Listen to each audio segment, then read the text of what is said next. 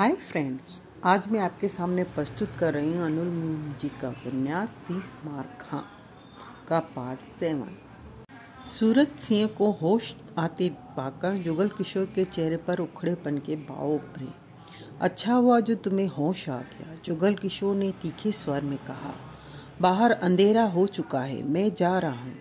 Nursing home का bill चुकता करके तुम भी निकल जाओ। पुलिस को हवा लग गई कि तुम्हें गोली लगी है और वहाँ 2-4 मरे हैं तो वह तुम्हारा बुरा हाल कर देगी। सूरज सिंह ने उसकी खून से सनी कमीज पर निगाह मारी। तुम्हें तो कुछ नहीं हुआ ना? हुआ होता तुम उसी पतली गली में मरे पड़े होते। जुगल किशोर के माथे पर बल पड़े। मुझे जानते हो? नहीं, तुम कोई खास चीज हो जो जानना चाहिए। जुगल किशोर ने तीखी निगाहों से उसे देखा। तुम्हारा नाम सूरज सिंह है, उन बदमाशों के मुंह से सुना था। सूरज सिंह के होठों में मध्यम सी मुस्कान उभरी। साला तात फाड़ता है। तुम कौन हो? मेरे बारे में जानकर तू क्या करेगा? आज ही सूरजपुर में आया हूँ और अभी सूरजपुर से बाहर जा रहा हूँ। यहाँ रुकने का इरादा मेरा पहले न था और न ही अब है, जुगल किशोर ने खा जाने वाले स्वर में कहा। यह शहर मुझे रास नहीं आया। सूरज सिंह जुगल किशोर को देखता रहा। क्या देखता है?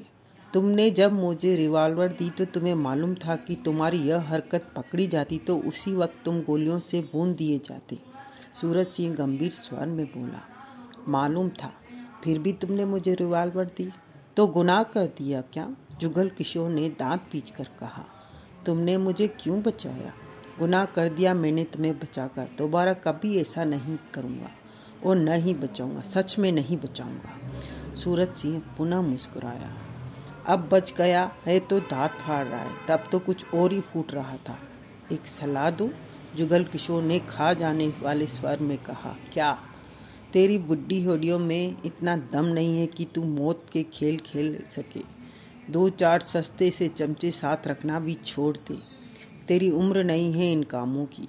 इन सब कामों को छोड़कर भगवान की तरफ ध्यान दे। किसी से दुश्मनी लेनी हो तो पहले खुद को फिर सामने वाले को तोल लेना चाहिए कि किसका पलड़ा भारी होगा। पैसे जेब में हो और 2-4 आदमी किराए के साथ रहकर पागल सांड की तरह सड़कों पर अकड़ नहीं दिखाया करते। वो फिर मुस्कुराया। बहुत मुस्कुराता है तू, बहुत जल्द तेरे दांत चढ़ेंगे। जुगल किशोर उठ खड़ा हुआ। मैं जा रहा हूँ, तुम अपना इंतजाम कर लेना और जहाँ इतना किया है वहाँ एक काम और कर दो। सूरज सिंह ने शांत स्वर में कहा। मैं पहले ही अपनी औकात से ज़्यादा तुम्हारा आदर सत्कार कर चुका हूँ। जुगल किशोर ने जले भुने स्वर में कहा। छोटा सा काम है जो तुम आसानी से कर सकते हो। मुझे सिर्फ एक फ़ोन चाहिए। यहाँ फ़ोन नहीं है। डॉक्टर ने तुम्हें ऐसे कमरे में रखा है जहाँ एसी, कूलर और फ़ोन नहीं है। मैंने रिवॉल्वर दिखाकर उससे तुम्हारा इलाज करवाया है और उसे यकीन नहीं है कि नर्सिंग होम का खर्चा और फीस उसे मिलेगी। डॉक्टर को बुलाओ। मैं नहीं बुला सकता, मेरी कमीज खून से रंगी पड़ी है। मेरी रिवॉल्वर डॉक्टर को समझा सकती है, 2-4 और को समझा लेगी। बाहर गया तो ऐसी हालत में मुझे देखकर कोई भी पुलिस को फ़ोन कर देगा। ऐसा हुआ तो मैं संभाल लूँगा, तुम डॉक्टर को बुलाकर लाओ। सूरज सिंह ने शांत स्वर में कहा। ओ बुड्ढे, तेरा दिमाग तो सटिया गया है क्या? तूने अपनी ज़िंदगी बिता ली हो और मुझे अपनी ज़िंदगी बितानी है। मैं यहाँ से बाहर जाऊँगा और नर्सिंग होम से सीधा निकलता चला जाऊँगा। उसके बाद तू जाने और तेरा काम। जुगल किशोर ने सख्त स्वर में कहा। सूरज सिंह पुनः मुस्कुराया। मैं इस हालत में नहीं हूँ कि किसी को बुला सकूँ। पेट में गोली लगी है। 2-4 दिन हिलना भी मेरे लिए ठीक नहीं। डॉक्टर के आने के मैं कब तक इंतज़ार कर सकूं? तभी कदमों की आहट गूंजी और डॉक्टर ने भीतर प्रवेश किया। दोनों की निगाह उस पर गई। होश आ गया आपको? कहते हुए आगे बढ़ा। उसने सूरज सिंह को चेक किया। इस दौरान जुगल किशोर खामोश रहा। मैं अभी खाने की दवा भिजवाता हूँ, डॉक्टर ने कहा। फिर दोनों को देखकर बोला। इस बात को आप समझते हैं कि ये पुलिस केस से गोली लगी है। आपका इलाज करके मैंने गैर कानूनी काम किया है, खतरा उठाया है। इससे ज़्यादा मैं आपको यहाँ नहीं रख सकता। हम सबके लिए यही अच्छा होगा कि आप लोग खामोशी से यहाँ से निकल जाएं। दवा मैं लिख दूंगा। जख्म बनने में जो वक्त लगेगा वह वक्त आप कहीं भी आराम करके बिता सकते हैं। सूरज सिंह ने सिर हिलाया, फिर गंभीर स्वर में बोला, मैं एक फ़ोन करना चाहता हूँ डॉक्टर। फ़ोन तो इस कमरे में नहीं है, वो तो रिसेप्शन पर। अपनी जेब में पड़ा मोबाइल फ़ोन दो। इस बार सूरज सिंह का आवाज़ में आदेश के भाव थे। डॉक्टर ने सूरज सिंह को देखा, जुगल किशोर ने भी। सूरज सिंह के चेहरे पर एकाएक शक्ति आ गई थी। डॉक्टर ने बिना कुछ कहे कमीज की जेब में पड़ा मोबाइल फ़ोन निकालकर सूरज सिंह की तरफ बढ़ा दिया। लेटे ही लेटे सूरज सिंह ने फ़ोन नंबर मिलाया, बात की। मैं बोल रहा हूँ, बातें नहीं, पहले यह सुनो कि मैं कहाँ हूँ। फौरन पहुँचो। हर किसी को इस बात की खबर ना हो कि मैंने फ़ोन किया है।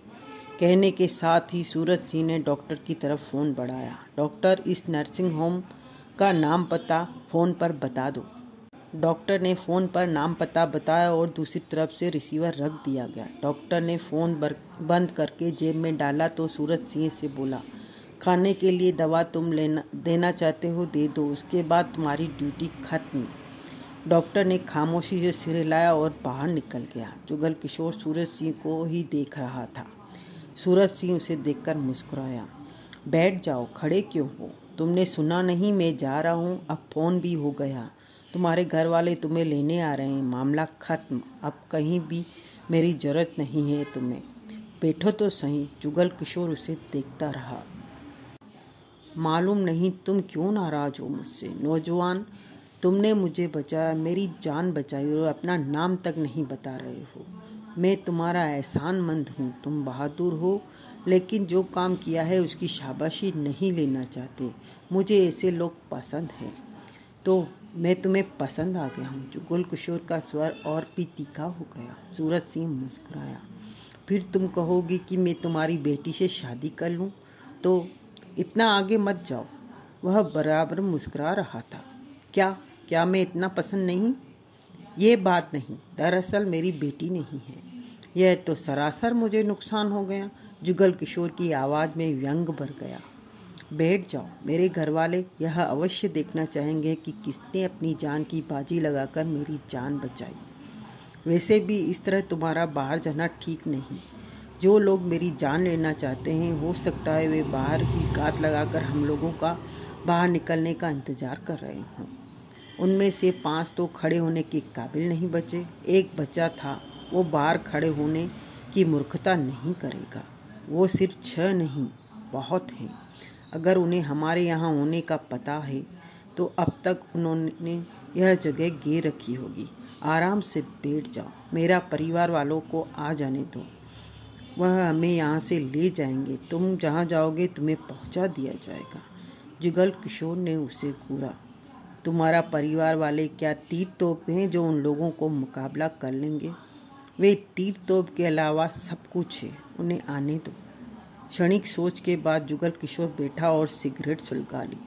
बाहर अगर वास्तव में किसी तरह का घेरा है तो वो बाहर निकल कर खामखा ही मौत नहीं मरना चाहता था। तभी नर्स आई और सूरज सिंह को दवा देकर चली गई। वह आए जिनका इंतजार सूरज सिंह को था। फ़ोन करने के 45 मिनट बाद ही सूरज सिंह के पास थे। वह पूरे 5 थे। 2 ने सूट पहन रखा था, 3 ने कमीज पहन। बेशक उनके कपड़े कीमती थे, रख रखाव भी ठीक था, शक्लें भी ठीक थी, लेकिन शक्तियाँ चेहरों पर स्पष्ट नजर आ रही थी।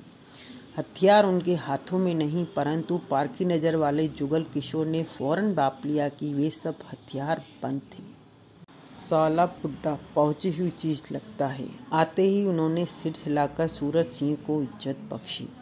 आप ठीक है ना सर? हम तो घबरा रहे थे कि कहीं आपको कुछ हो गया हो। सूरज सिंह ने कठोर निगाहों से पांचों को देखा। मेरे घायल होने की खबर तुम लोगों के पास थी? सूरज सिंह के सर शांत था। नहीं सर, लेकिन इतना मालूम हो चुका था कि आप बारीक खतरे में हैं। वाड़िया मिला था, घायल पड़ा हुआ। उसी ने आपके बारे में मालूम किया, लेकिन आप हमें कहीं भी नहीं मिल रहे थे। सर आपकी तलाश कर रहे थे कि आपका फ़ोन आ गया। वाड़िया, सूरज सिंह ने गंभीरता से सिर हिलाया। क्या हाल है उसका? ठीक है सर, खतरे वाली बात नहीं। गोली ने उसका कंधा उधेड़ दिया है, लेकिन जल्दी ही ठीक हो जाएगा। हमारे डॉक्टर के पास है वो। 2 पल सूरज सिंह खामोश रहा। तैयारी के साथ आए हो? सूरज सिंह ने पूछा। Yes sir. क्या पोजीशन है? बाहर 3 गाड़ियों में हमारे 20 आदमी मौजूद हैं। एक वैन आपके लिए है। बाहर कोई घेराबंदी? नो सर, सब ठीक ठाक पाकर ही हम भीतर आए हैं। मुझे यहाँ से ले चलो। पेट में गोली लगी है, जख्म है, मेरा चलना ठीक नहीं। स्ट्रेचर पर डालकर वैन में ले चलो। डॉक्टर को बोलो वो स्ट्रेचर का इंतजाम करेंगे। 5 में से एक फौरन बाहर निकल गया। यह कौन है सर? सबकी निगाह जुगल किशोर की तरफ गई। सूरज सिंह ने गंभीर निगाहों से जुगल किशोर को देखा। इसका नाम तो मैं भी नहीं जानता। इससे तुम लोगों की मुलाकात बाद में कराऊंगा। यह हमारे साथ चलेगा। साथ? कहाँ तक साथ सर? हमारे साथ का मतलब साथ। मैं तुम्हारे साथ नहीं जाऊंगा, जुगल किशोर ने दांत भींचकर कहा। जिद मत करो, सूरज सिंह शांत स्वर में बोला। तुम साथ ही चलोगे। सुन बुड्ढे, जुगल किशोर दांत भींचकर कह उठा। मैं तभी एक आगे बढ़ा और उसने जुगल किशोर के चेहरे पर गुस्सा ठोकना चाहा। इसकी आशा जुगल किशोर को पहले ही थी। जुगल किशोर ने फौरन उसके पेट में गुस्सा मारा और उसे पीछे धकेल दिया। वह कठिनाई से संभल पाया, लेकिन हाथ अभी भी पेट पर था, जहां गुस्से की पीड़ा हो रही थी। ऐसा होते ही दूसरे ने रिवॉल्वर निकालकर जुगल किशोर पर तान दी। सूरज सिंह के होठों पर मुस्कान उभरी। बोला, कुछ नहीं। तुम हमारे सर से बदतमीजी से बोले, हमारे साथी को मारा। रिवॉल्वर वाला क्रूर स्वर में बोला। ऐसे लोगों को हम जिंदा नहीं छोड़ते। उसकी बात पूरी होते ही जुगल किशोर ने फुर्ती से रिवॉल्वर निकालकर सूरज सिंह की तरफ कर दी। मेरे हाथ में वाड़िया का रिवॉल्वर है, जो तुम्हारे सर की खोपड़ी की धज्जियां उड़ा सकता है। स्ट्रेचर पर अपने सर की लाश लांद कर ले जाना नहीं चाहते तो रिवॉल्वर वापस रखो। तुम जैसे कुत्तों को सीधा करना मैं अच्छी तरह जानता हूँ। मुझे कुत्ता नहीं, भीमराव कहते हैं। वो वहशी स्वर में कुर्रा उठा। जो भी हो, मैंने तुम से रिश्तेदारी नहीं काटनी, जुगल किशोर ने उसी लहजे में कहा। 20 करोड़ से हाथ से निकल जाने की वजह से अभी तक वह सुलगा पड़ा था। उसका दिल तो कर रहा था कि वास्तव में 2-4 को बूंद दे। बहरहाल उसके होश अभी कायम थे। सूरज सिंह के होठों में मुस्कान छाई रही। रिवॉल्वर जेब में रख लो भीमराव, बात आगे नहीं बढ़नी चाहिए। सूरज सिंह की आवाज में आदेश था। भीमराव ने रिवॉल्वर जेब में अवश्य रखी, लेकिन वह खा जाने वाली निगाहों से जुगल किशोर को देखे जा रहा था कि अगर उसका बस चलता तो जाने क्या हो जाता। जुगल किशोर ने भी रिवॉल्वर वापस रख ली। तभी 5वां डॉक्टर के साथ वहां आया। स्ट्रेचर लिए 2 व्यक्ति साथ थे। डॉक्टर का पेमेंट कर दो, सूरज सिंह ने कहा। भीमराव के जेब से 10,000 की गड्डी निकालकर डॉक्टर को थमा दी। ठीक है, भीमराव ने पूछा। ज़्यादा है, मैं वापस, डॉक्टर ने कहना चाहा। रख लो, शायद फिर किसी का इलाज करने की जरूरत पड़े, जहरीले स्वर में कहते हुए उसकी निगाह जुगल किशोर की तरफ उठी। साला मुझे धमकी देता है। सूरज सिंह को स्ट्रेचर के जरिए नर्सिंग होम के बाहर खड़ी वैन तक ले जाया गया। स्ट्रेचर के साथ ही उसे वैन में रखा गया। वह 5 वैन में सूरज सिंह के साथ ही रहे। जुगल किशोर को अन्य कारों में से एक कार में बिठा दिया गया। उसके बाद वैन बीच में और अन्य 3 कारें वैन को कवर करती आगे बढ़ने लगी। कौन कौन सी सड़क में से गाड़ियां निकली जुगल किशोर को मालूम नहीं हो सका था। वो हथियारबंद लोगों के बीच फंसा बैठा था। बाहर देखने का उसे मौका ही नहीं मिला था।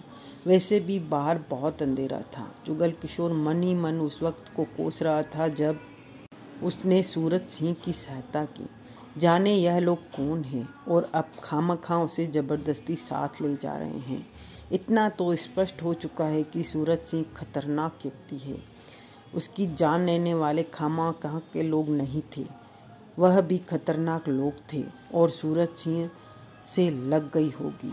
लेकिन उसे इस तरह साथ ले जाने का मतलब? लेकिन सूरज सिंह की जान बचाई, इसके लिए शाबाशी देनी थी तो नर्सिंग होम में ही दे सकता था। उस पर ज़्यादा ही खुश था तो 10-20 हज़ार का इनाम दे देता। उसे साथ ले जाकर सूरज सिंह उसकी अपनी दादागिरी झाड़ रहा है। 45 मिनट के बाद वे सब वहाँ जहाँ पहुँचे वो शानदार बंगला था। गाड़ियाँ सीधी बंगले के भीतर प्रवेश करके पोर्च में जा रुकी, जहाँ पहले से ही 2 विदेशी गाड़ियाँ खड़ी थी। सब उतरे, जुगल किशोर भी उतरा। सूरज सिंह को स्ट्रेचर पर ही बंगले के भीतर ले जाया गया। जुगल किशोर ने अंधेरे में हर तरफ निगाह मारी। वहाँ रोशनी का पर्याप्त प्रबंध था। हर चीज़ स्पष्ट नहीं तो अस्पष्ट रूप से ही नज़र अवश्य आ रही थी। लोहे के बाहरी गेट पर 2 हथियारबंद खतरनाक से लगने वाले दरबान खड़े थे। दरबान इसलिए कि वे दोनों खाकी कपड़ों में थे। इसके अलावा बंगले के भीतर दीवारों के साथ हर 10 फीट पर एक गनमैन खड़ा नजर आ रहा था। कुछ ज़्यादा ही पहुंचा हुआ है ये पुट्टा।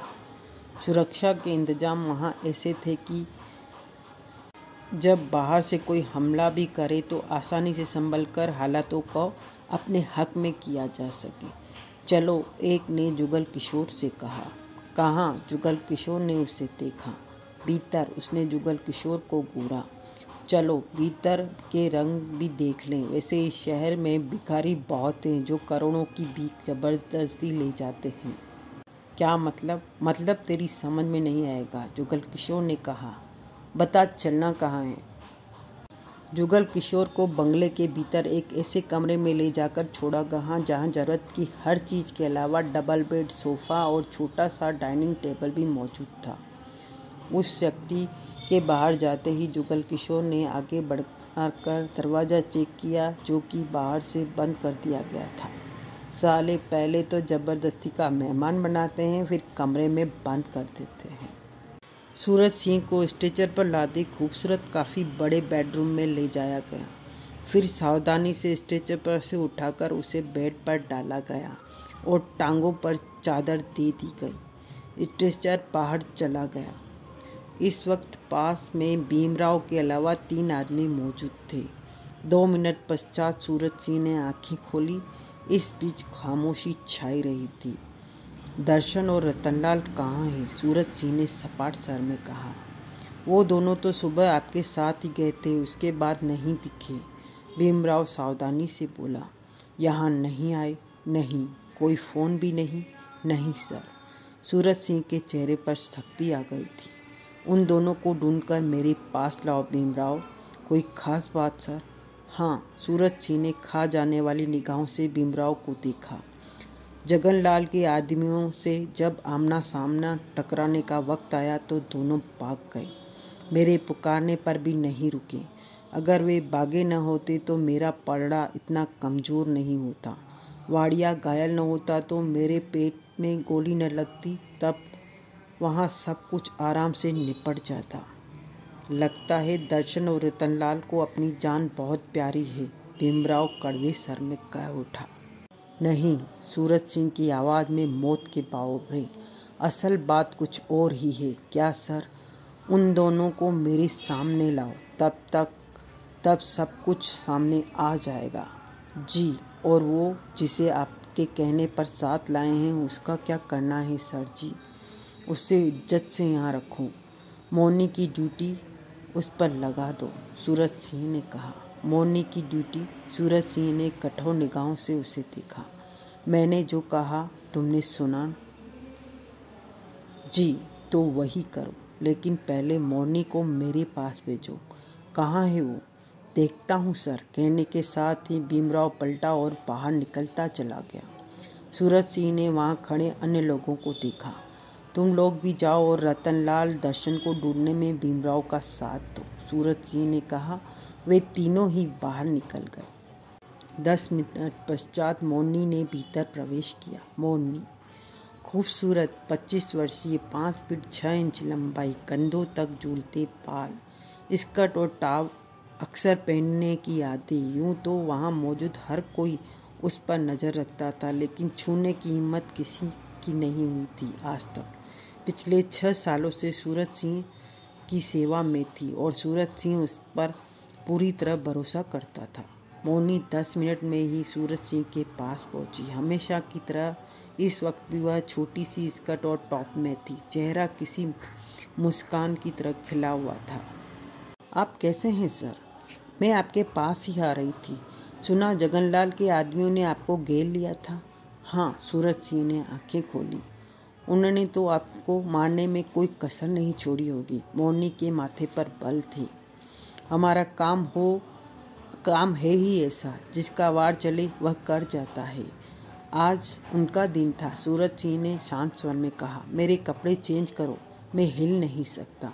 Short sir. कहने के साथ ही मोनी आगे बढ़ी, थोड़ा सा बेड पर चढ़ी और सूरज सिंह के ऊपर पड़ी चादर एक तरफ उछाल दी। कमीज तो डॉक्टर ने उतार दी थी। मोनी सूरज सिंह की पैंट खोलने लगी, फिर पाँवों की तरफ जाकर पैंट को आहिस्ता आहिस्ता खींचकर नीचे उतारा कि पेट के जख्म को कोई झटका न लगे। उसके बाद सूरज सिंह का अंडरवियर उतारा, फिर एक तरफ मौजूद वार्डरोब की तरफ बढ़ गई। वार्डरोब की नाइट सूट निकाल लाई और सूरज सिंह को धीरे धीरे पहनाने लगी। सर, जब आप सुबह गए तो आपके बाहर जाने के बारे में किस किस को पता था? मौनी बोली। किसी को नहीं। सूरज सिंह मुस्कुराया। कोई यह भी नहीं जानता था कि मैं कहाँ जा रहा हूँ। तो जगनलाल के आदमियों को आपको मौके पर कैसे घेर लिया? इसका जवाब बाद में दूंगा। दर्शन और रतनलाल को मेरे सामने आ लेने दो। सूरज सिंह ने दांत पीछे। सुना है जब टक्कर लेने का वक्त आया तो दोनों भाग गए। आप वाड़िया के साथ अकेले रह गए थे? हाँ। हैरानी है कि मोनी यह बातें फिर करना। उसे देखो जिसे मैं साथ लाया हूँ, सूरज सिंह ने धीमे स्वर में कहा। नहीं सुना है उसके बारे में। डॉक्टर का फ़ोन करो कि मेरा चेकअप कर जाए, इसके बाद तुम उसके पास जाओ। सूरज सिंह ने मोनी को देखा। उसकी देखरेख की सारी जिम्मेदारी तुम्हारी, शिकायत का मौका न मिले। मोनी कुछ पलों तक सूरज सिंह को देखती रही। सर, पिछले 6 सालों से मैंने सिर्फ आपकी देखभाल की है और किसी की देखभाल के लिए न तो आपने कभी कहा और न ही इसके अलावा किसी की खातिर तवज्जो की। आज आप, हाँ, तुम्हें उसकी भी देखभाल करनी है क्योंकि मैं कह रहा हूँ। सूरज सिंह मुस्कुराया। अगर मैं इनकार कर दूँ तो भी करनी पड़ेगी। जाओ। देखभाल के दौरान उसकी हर हरकत पर नज़र रखनी है, छोटी छोटी बात को भी नोट करना है और सारी रिपोर्ट मुझे देनी है। सूरज सिंह के आवाज़ में आदेश था। ठीक है सर, लेकिन देखभाल की सीमा क्या होगी? सूरज सिंह ने मोनी की आंखों में झांका। इस बारे में मैं कुछ कह नहीं सकता, तुम खुद समझदार हो। मोनी के खूबसूरत चेहरे पर गंभीरता थी। उसके लिए यह सब आप इसलिए करें कि उसने आपकी जान बचाई? मोनी ने कहा। नहीं, कोई और वजह है, कहकर सूरज सिंह ने आंखें बंद कर ली। 1.5 घंटा जुगल किशोर को उस बेडरूम में बंद हुए हो चुका था। वहाँ मौजूद फ्रिज में से उसने पानी पिया, वहीं पड़ी सिगरेट का विदेशी पैकेट उठाकर बेड पर पहुंचकर तकियों के सहारे अतलेटा सा होकर सिगरेट सुलगाते हुए कष्ट लेने लगा था। वह समझ नहीं पा रहा था कि सूरज सिंह जबरदस्ती उसे यहाँ क्यों ले आया है, चाहता क्या है उससे। सूरज सिंह की किसी भी हरकत का मतलब उसे समझ नहीं आ रहा था। उसे यहाँ बंद करने के बाद कोई चाय काफ़ी पूछने के लिए भी नहीं आया था, जबकि उसे तगड़ी भूख लग रही थी। दिन भर में उसने कुछ खाया भी नहीं था। तभी उसे ध्यान आया कि फ्रिज में मक्खन और ब्रेड पड़ी है। जुगल किशोर फौरन बेड से उठा और फ्रिज में से मक्खन ब्रेड निकालकर स्लाइस तैयार किया और पानी की बोतल निकालकर उनके सहारे उसे गले से उतारने लगा। तभी दरवाज़ा खुला।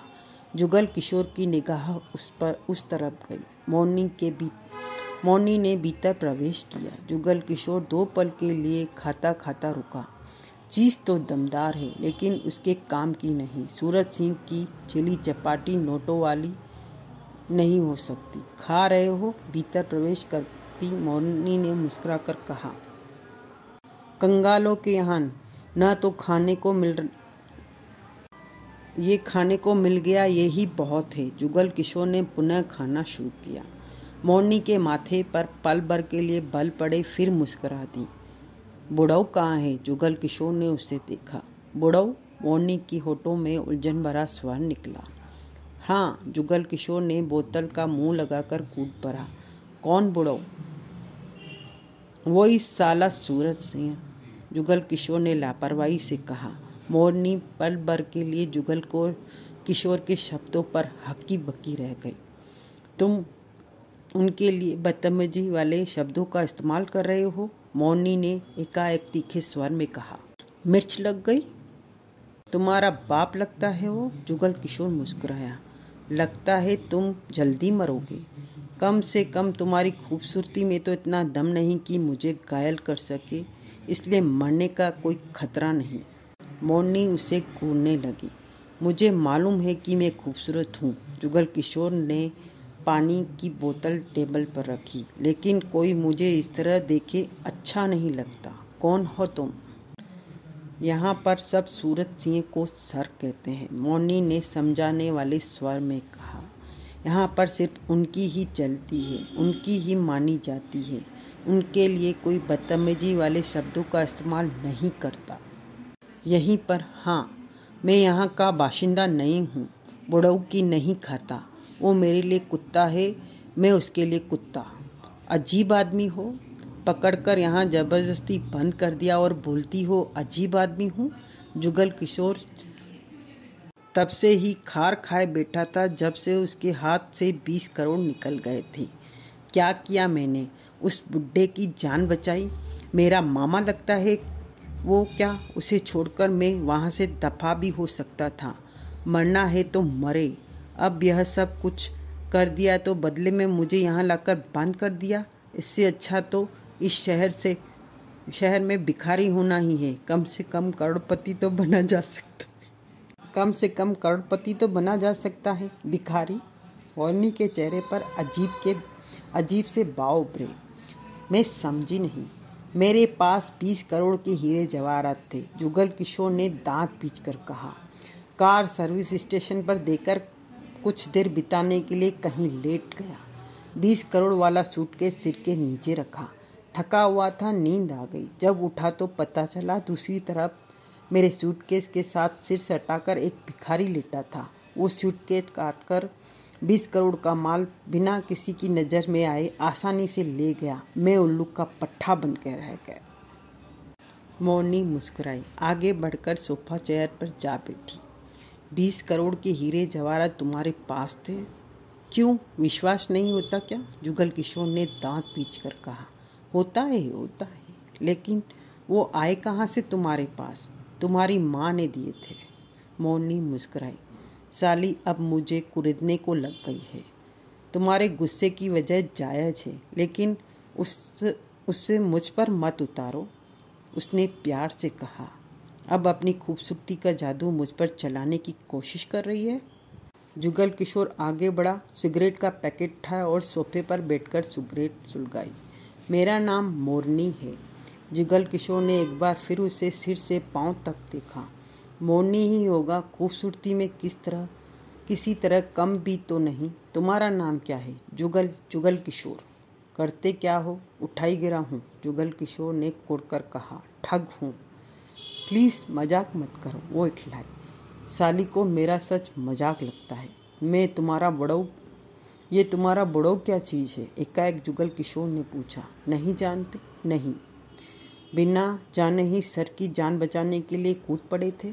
मोरनी की निगाह उस पर जा टिकी। किसी की जान बचाने के लिए उसे जानना जरूरी होता है क्या? जुगल किशोर ने उससे घूरा। ये बात नहीं। मोरनी जुगल किशोर को देखते हुए शांत स्वर में कह उठी। मुझे अभी तक हैरानी है कि तुम्हें अभी तक यह भी नहीं मालूम कि तुमने किसकी जान बचाई है। लगता है साली कोई बम फोड़ने का इरादा रखती है। तुम ही बता दो। जुगल किशोर की निगाह मोरनी पर जा टिकी। सर सूरजपुर अंडरवर्ल्ड के किंग हैं, मोरनी बोली। क्या? जुगल किशोर के चेहरे पर अजीब से भाव उभरे।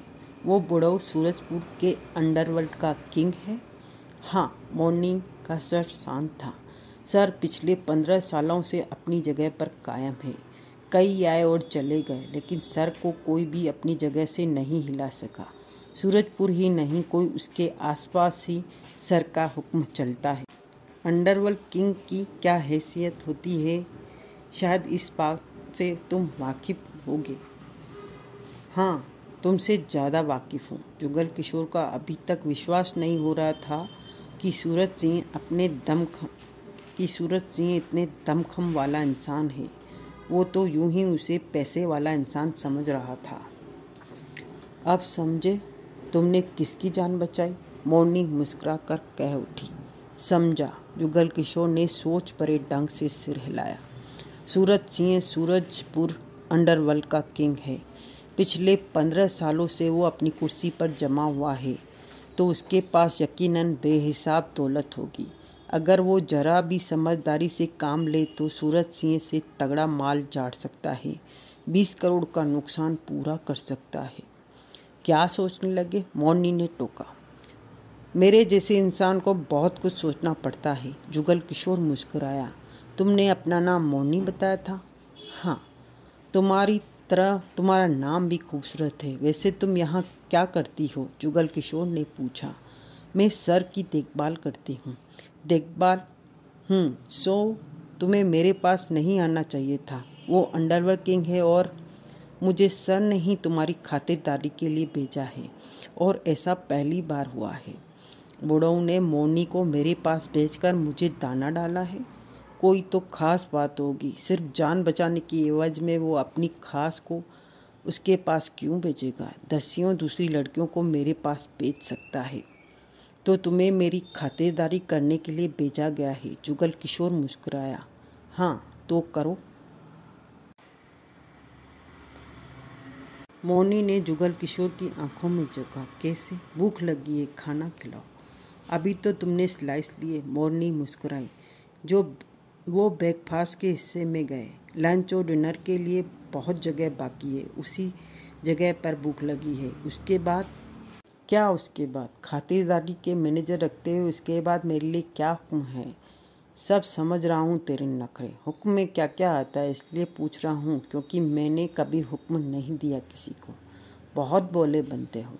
मैं हूँ ही बोला। तुम्हारा बोलापन धीरे धीरे मेरी समझ में आ रहा है। मोरनी हंसी।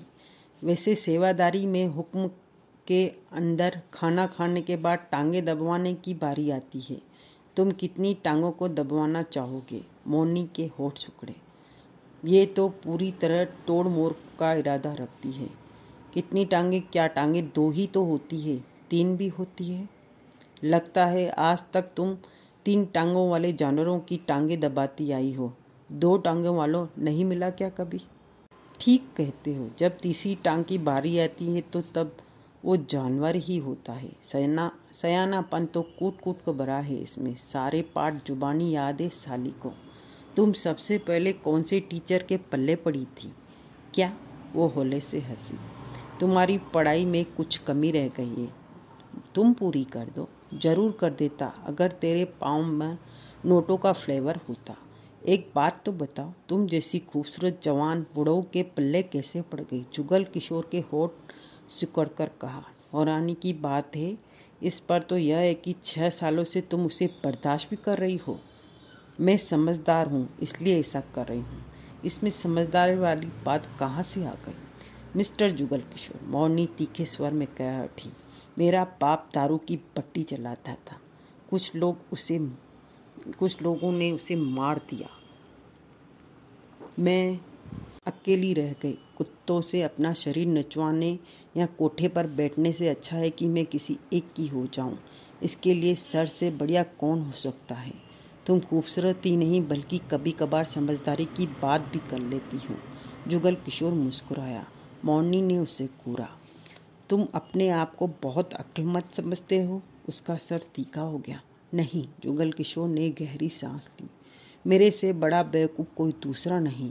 यह बात तो मैंने पहले ही नोट कर ली थी, लेकिन बताता किसको?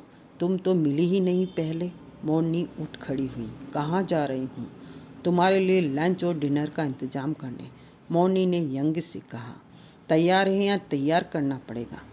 मुंह संवार कर रखो। 15 मिनट में सब कुछ तुम्हारे सामने होगा। कहने के साथ ही वो पलटी और दरवाजे की तरफ बढ़ी।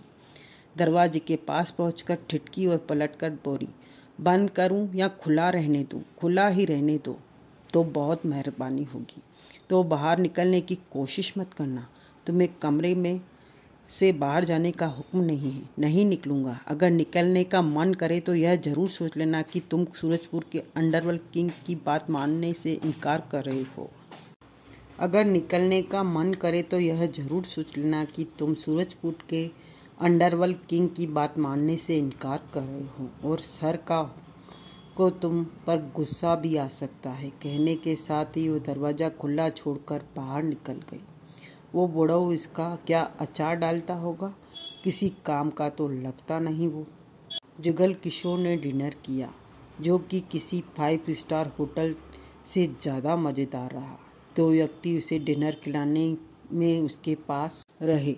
मोनी खामोशी से एक तरफ बैठी रही। जुगल किशोर ने एक बार उसे डिनर के लिए पूछा था, लेकिन मोनी ने यह कहकर मना कर दिया कि वो 11 बजे से पहले डिनर नहीं लेती। डिनर के बाद जुगल किशोर ने अटैच बाथरूम में जाकर हाथ मुंह साफ किया। जब वापस कमरे में आया तो बर्तन ले जा चुके थे। टेबल साफ हो चुका था। जुगल किशोर बैठा, सिगरेट सुलगाई और मुस्कुराकर बोला, डिनर कैसा रहा? तुमने लिया है, यह बात तुम्हें अच्छी तरह मालूम होगी, मोनी ने शांत स्वर में कहा। तुमने चखा तो जरूर होगा मुझे देने से पहले। जुगल किशोर ने कस लिया। ऐसे काम खानसामा के जिम्मे है। मोनी एकाएक मुस्कुराई। वह अपने काम करना बेखूबी जानता है। मार मार के जवाब देती है। तुमने बताया नहीं कि तुम क्या काम करते हो?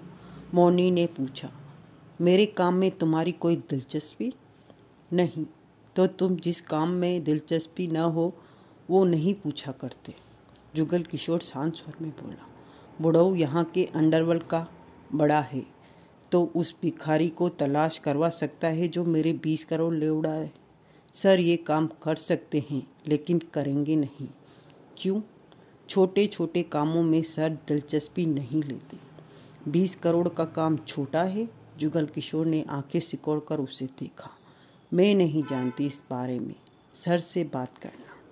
ये बात तुम्हें पहले कह देनी चाहिए थी। मैं बुढ़ऊ से मिलना चाहता हूँ। मिलवाओ मुझे। यह बात सर तक पहुँचा दूंगी। वह मिले या न मिले ये उनकी मर्जी पर है। मौनी ने कहा, खाना हो गया? मेरे लिए कोई और काम? कैसा भी? टांगे दबाने जैसा भी? मौनी ने उसकी आंखों में देखा। मेहरबानी, शुक्रिया। तुम्हारी सेवा मुझे पसंद आई। अब तुम जाओ, जुगल किशोर ने शांत स्वर में कहा। जाऊं? मौनी के चेहरे पर अजीब से भाव उभरे। हाँ, मतलब कि टांगे नहीं दबवानी? कमाल है, तुम जबरदस्ती दबाने पर तुली हो। मेरी 2 टांगे हैं और दोनों ही एकदम दुरुस्त। जुगल किशोर को गहरी निगाहों से देखती मौनी उठ खड़ी हुई। मैं जा रही हूँ। किसी चीज़ की जरूरत पड़े तो बेड के पास बेल का स्विच है, उसे दबा देना। जुगल किशोर ने सिर हिला दिया। बुढ़ऊ को बोलना मैं उससे बात करना चाहता हूँ। वो सिर हिलाकर पलटकर दरवाजे की तरफ बढ़ी। सुनो, जुगल किशोर ने पुकारा। वो ठिठकी। उसने जुगल किशोर को देखा। तुम खूबसूरत हो। मौनी के चेहरे पर अजीब से हैरानी भरे भाव आए, जो कि फौरन ही गायब हो गए। मेहरबानी, मुझ पर तुम्हारी नज़र तो गई। कहने के साथ ही मौनी कमरे से निकली और दरवाज़ा बंद कर दिया। जुगल किशोर मुस्कुराया। जुगल किशोर का जुगलिया अंदाज तू क्या जाने। औरत को वो 100 डंडे मार कर एक बार प्यार से उसके खूबसूरत होने की तारीफ कर दे तो वो 1000 गुना माफ़ कर देती है। तेरे को खूबसूरत कहने पर तू कितनी खुश हुई, तेरे को कितना सुकून मिला, यह तेरी आंखों से नजर आया। अगले 6 घंटों तक तो कम से कम तू मेरे ही गुण गाएगी। डॉक्टर रात को सूरज सिंह को चेक करके चला गया और दवा के साथ साथ नींद की इंजेक्शन भी दे गया, जिसकी वजह से सुबह 7 बजे उसकी आंख खुली। पास ही कुर्सी पर नर्स को बैठा पाया। Good morning sir. नर्स फौरन उठते हुए बोली, अब तबीयत कैसी है? सूरज सिंह ने नर्स को देखा, सिर हिलाया। मॉर्निंग। वो बेल दबाओ। नर्स ने तुरंत आगे बढ़कर बेल बजाई। अब तुम जा सकती हो। वेरी वेल सर, नर्स ने कहा और वहाँ से बाहर निकल गई। दूसरे ही मिनट वहाँ मौनी ने प्रवेश किया। गुड मॉर्निंग सर, वो मुस्कुराकर बोली। सिगरेट सुलगा दो और चाय के लिए कहो। सूरज सिंह की हालत कल से बेहतर लग रही थी। मौनी ने सिगरेट सुलगाकर सूरज सिंह को थमाई और इंटरकॉम पर चाय के लिए कहा। मैं आपके पास रात को भी आई थी, लेकिन आप नींद की दवा के प्रभाव से सो चुके थे। सूरज सिंह ने कष्ट दिया, नजरें मोड़नी बढ़ती। रात को उसे अटेंड किया? यस सर, उसका नाम जुगल किशोर है, मौनी ने बताया। जुगल किशोर? सूरज सिंह बड़बड़ाया, फिर बोला, कहाँ तक अटेंड किया? डिनर तक। उसके बाद उसने मुझे कमरे से बाहर भेज दिया, मौनी ने शांत स्वर में कहा। साथ सोने को नहीं कहा? नहीं, मैंने उसकी यह इच्छा भी पूछी थी, लेकिन उसने इनकार कर दिया, मौनी बोली। सूरज सिंह के होठों पर शांत मुस्कान उभरी। मेरी पीठ पीछे तकिए लगाओ, सहारा देकर मुझे थोड़ा सा सीधा करो, मैं बैठना चाहता हूँ। मौनी ने सूरज सिंह के तकियों के सहारे बिठाया। अब आपकी तबीयत कैसी है? मौनी ने पूछा। कल से बेहतर है, सूरज सिंह ने कहा। एक आध दिनों में थोड़ा बहुत चलना शुरू हो जाऊंगा। वो जुगल किशोर तुम्हें कैसा लगा? उससे मिलकर उसके बारे में क्या अनुमान लगाया? वह बहुत तेज है, चालाक है, समझदार है, सामने वाले के दबाव में नहीं आता। मैंने तो यही महसूस किया है, जैसे कि वो तुम्हारी खूबसूरती के दबाव में नहीं आया। हाँ सर। सर, वो आपके दबाव में नहीं आया, यह जानकर भी आप इस शहर के डॉन हैं। क्या बोला वो? सूरज सिंह की निगाह मौनी पर जा टिकी। वो आपको बुढ़ऊ कहता है। पर भर के लिए सूरज सिंह ने होठ सिकुड़े, फिर मुस्कुराहट के अंदाज में फैल गए। मौनी सूरज सिंह को देखती रही। जुगल किशोर कहाँ का रहने वाला है? सूरज सिंह ने कष्ट लेकर पूछा तो, पर बात टाल गया। कहता क्या है, करता क्या है? पूछा था, नहीं बताया, लेकिन उसने। तभी एक व्यक्ति ट्रे में चाय का प्याला रखे आया। सूरज सिंह ने मौनी को सुलगती सिगरेट थमाई तो मौनी ने सिगरेट लेकर इस ट्रे में मसला, फिर ट्रे में से चाय का प्याला उठाकर सूरज सिंह को थमाया। चाय लाने वाला चला गया। क्या लेकिन? सूरज सिंह ने चाय का घूंट भरा। वो कह रहा था कि किसी भिखारी ने उसका बैग काटकर 20 करोड़ के हीरे जवाहरात चुरा लिए। 20 करोड़ के हीरे जवाहरात वो कहाँ से लाया था? नहीं बताया उसने। पूछा था, कोई उल्टा सीधा काम करता लगता है। तुम ठीक कहती हो। सूरज सिंह ने सोच भरे ढंग से चाय का घूंट भरा। उसकी 20 करोड़ वाली बात को मैं सच मानकर चलता हूँ। वो रिवॉल्वर भी रखता है, और जिस तरह उसने खुद को खतरे में डालकर जगनलाल के आदमियों से मुझे बचाया, वहाँ से निकाला, वैसा काम तो कोई 30 मार खां ही कर सकता है जो उसने कर दिखाया। मतलब कि जुगल किशोर हमारे काम का बंदा है। इन बातों में खास बात तो यह है कि जब उसने मुझे बचाया तो वो ये नहीं जानता था कि मैं किसे बचा रहा हूँ। यह काम उसने बिना किसी लालच के किया, बहादुरी से किया। मुझे ऐसे इंसान की कब से तलाश थी। किस बात के लिए सर? सूरज सिंह ने मौनी को गंभीर निगाहों से देखा। मैं 70 साल का हो चुका हूँ। इस धंधे में अब और नहीं चल सकता। बूढ़ा हो चुका हूँ। मुझे अपना वारिस चाहिए था, जो मेरे जैसा हो और मेरा जैसा काम संभाल सके। वो गुण मुझे जुगल किशोर में मिले। जुगल किशोर मेरा वारिस बनेगा। वो सर बनेगा, अंडरवर्ल्ड का बड़ा, सूरजपुर का सर। मौनी चौंकी। ये कैसे हो सकता है? उसके होठों से निकला।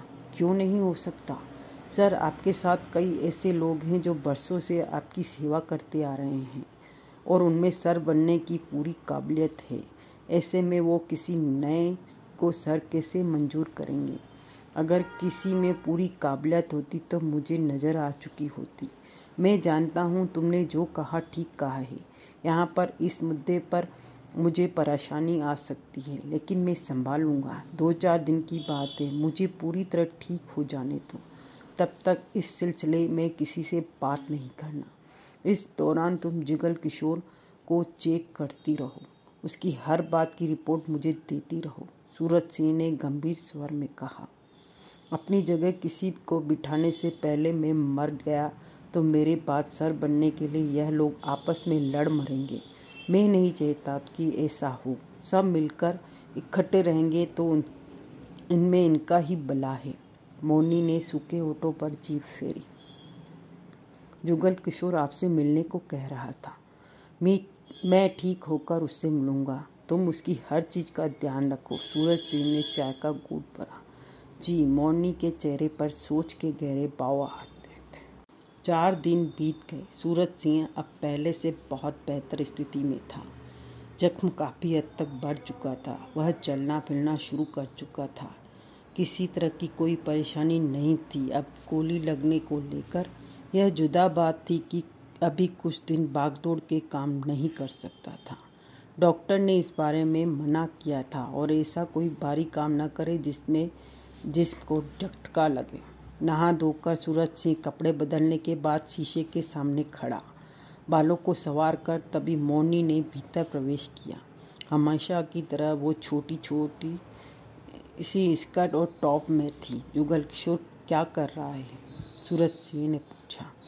कमरे में है, लेकिन मैं आपको बता चुकी हूँ कि पिछले 2 दिनों से वो तंग कर रहा है, यहाँ से जाने की जिद कर रहा है। आपके कहने पर अब उसके कमरे के बाहर 2 गनमैन खड़े कर रखे हैं। वह कोई शरारत न करे, मोनी बोली। सूरज सिंह ने सिर हिलाया, फिर पूछा, भीमराव कहाँ है? मुझे खबर नहीं। गिरीश, वो रामपुर वाली जगह पर है, उससे मेरी बात कराओ, सूरज सिंह ने कहा और सोच भरे ढंग से सिगरेट सुलगा ली। मोनी फ़ोन की तरफ बढ़ गई। मिनट भर बाद ही फ़ोन लेकर सूरज सिंह के पास पहुंची। सर, गिरीश। सूरज सिंह ने फ़ोन पर गिरीश से बात की। 4 दिन हो गए तुम लोग दर्शन और रतनलाल को मेरे सामने नहीं ला सके। सूरज सिंह का स्वर कठोर था। सर, वो दोनों छिपे हुए थे और भीतरी खबर मिली है कि वे शहर छोड़कर भागने की तैयारी में हैं। घंटा भर पहले की ही यह बात है। उनके छिपने का पता चलते ही भीमराव उन्हें लेने गया है। उन दोनों को लेकर मेरे पास आ जाना। जी। वड़िया का क्या हाल है? अब ठीक है सर, वो ठीक होता जा रहा है। गिरीश की आवाज़ आई। गुड। भीमराव आए तो उसे फ़ोन करने को कहना।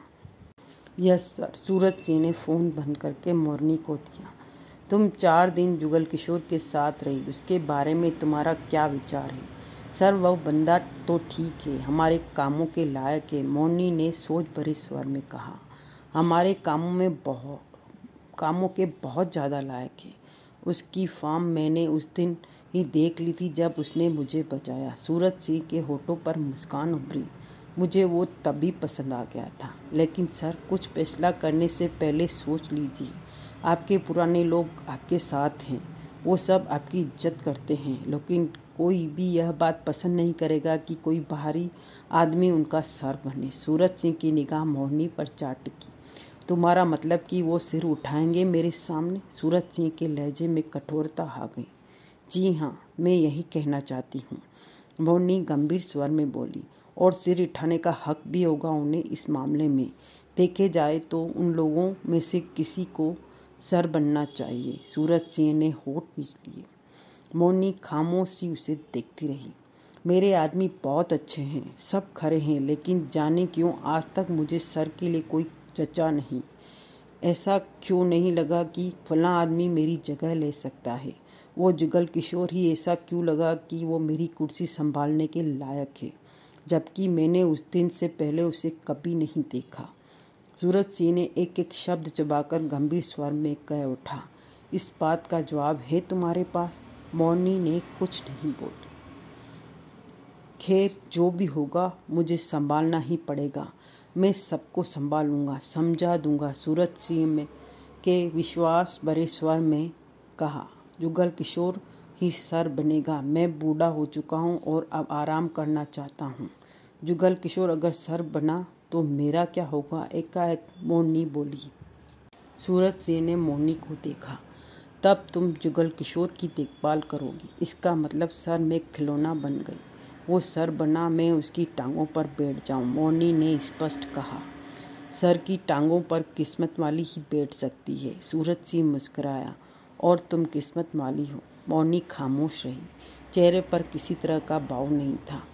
जुगल किशोर पर से गनमैन हटा दो, उसे मेरे पास लेकर आओ। मोरनी बाहर जाने को पलटी, साथ ही उसके चेहरे पर उखड़ेपन के भाव आ गए।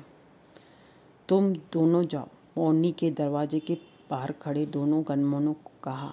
अब पहरे की जरूरत नहीं। गनमैन वहां से चले गए। मोरनी ने दरवाजे का लॉक खोला और भीतर प्रवेश कर गई। सामने ही जुगल किशोर बैठा कष्ट ले रहा था। जुगल किशोर ने उसे देखा। मोरनी दिलकश अंदाज में मुस्कुराई। कोई फायदा नहीं, तू काली होती, बदसूरत होती, लेकिन तेरे पास माल होता तो मैं तेरे से बढ़िया तरीके से मुस्कुराता। तू तो दांत फाड़कर खामखा अपने मुंह को तकलीफ दे रही है। कैसे हो जुगल किशोर? मोरनी पास आते हुए बोली। बहुत बढ़िया हूँ, मज़े ले रहा हूँ, ऐश कर रहा हूँ। आजा, आप बैठ जा मेरे पास, थोड़े से मज़े तू भी ले ले, जुगल किशोर ने जले भुने स्वर से कहा। तुम हर वक्त नाराज़ क्यों रहते हो? वो होले से हंसी। तेरे को 10 मिनट के लिए बाथरूम में बंद करूं और 11 मिनट तक दरवाज़ा खोलूंगा तो अपना चेहरा शीशे में देखना, लाल सुर्ख हो रहा होगा, गुस्से से खूबसूरती बदसूरती में बदल चुकी होगी और मुंह से जो जो निकलेगा वह मुझे तो क्या तुम्हें भी याद नहीं रहेगा। मोरनी पुनः हंसी। अब तुम कमरे की कैद से आज़ाद हो। आज़ाद? सर ने तुम्हें बुलाया है। जिंदा है वो बुढ़ऊ? मैंने तो सोचा था अब तक मर खप गया होगा, जुगल किशोर ने तीखे स्वर में कहा और उठ खड़ा हुआ। कहाँ है वो? चलता फिरता है कि पीठ के बल लेटा हुआ है? अब तो सर हम तुम्हारे साथ रेस लगा सकते हैं। मेरे साथ रेस लगाने के लिए बुढ़ऊ को पैरों के नीचे तकिए लगाने होंगे। लगता है वो तेरे साथ रेस लगाने के काबिल नहीं रहा, जो मेरे साथ रेस के सपने ले रहा है। जुगल किशोर ने मुंह बनाकर कहा। चलो उसका थेबड़ा भी देखूं, शेव भी कर रखी है कि नहीं। जुगल किशोर मोरनी के साथ कमरे से बाहर निकला। मुझे तुमसे बहुत शिकायत है, मोरनी ने चंचल स्वर में कहा। क्यों? तुम्हारी जायदाद अपने नाम लिखवा ली है मैंने? नहीं लिखवाई, यही तो शिकायत है, वो जुगल किशोर के साथ सटते हुए बोली। जुगल किशोर ने मोरनी को देखा। तुम्हारे पास जायदाद है ही कहाँ जो लिखवाती? जुगल किशोर के होठों पर मुस्कान उभरी। है कहाँ? मुझे तो नज़र नहीं आई। 4 दिनों में एक बार भी टांगे दबाने का मौका देते तो जायदाद नजर आ जाती, कहकर मोरनी ने आंख दबाई। जुगल किशोर गहरी सांस लेकर रह गया। बिल्ली का ख्वाब में भी छिछड़े नजर आते हैं और यही हाल इसका है। कह तो ऐसे रही है जैसे इसने अपनी जायदाद टांगों के बीच छिपा रखी हो। तुम्हारी जायदाद अपने नाम लिखवाने के चक्कर में अपनी जायदाद नहीं गंवाना चाहता। जुगल किशोर ने मुंह बनाया। तुम्हारी जायदाद कहाँ है? मोरनी खिलखिलाई। वहीं जहाँ तुमने रख छोड़ी है। जमाना खराब है, आजकल जायदादों को हवा भी नहीं लगनी चाहिए, वरना देखी नहीं कि फौरन दावा करे कि अपने नाम लिखवा दे। दिलचस्प आदमी हो। मोरनी पुनः हंसी। बुढ़ऊ है कहाँ? वो सामने वाला दरवाजा। पहुँच गए। अजीब आदमी हो तुम। सूरज सिंह को देखते ही जुगल किशोर कह उठा। एक तो मैंने तुम्हारी जान बचाई, ऊपर से मेरा एहसान मानने की अपेक्षा मुझे यहाँ लाकर बंद कर दिया। सूरज सिंह मुस्कुराया। लगता है मेहमान नवाजी पसंद नहीं आई। नहीं, क्या कमी रह गई? सूरज सिंह बराबर मुस्कुरा रहा था। मुझे मेहमान बनने रहने का शौक नहीं है, मालिक बनकर रहने की आदत है, ऐसा ही समझ लो। बैठो जुगल किशोर। सूरज सिंह ने सामने खड़ी कुर्सी की तरफ इशारा किया।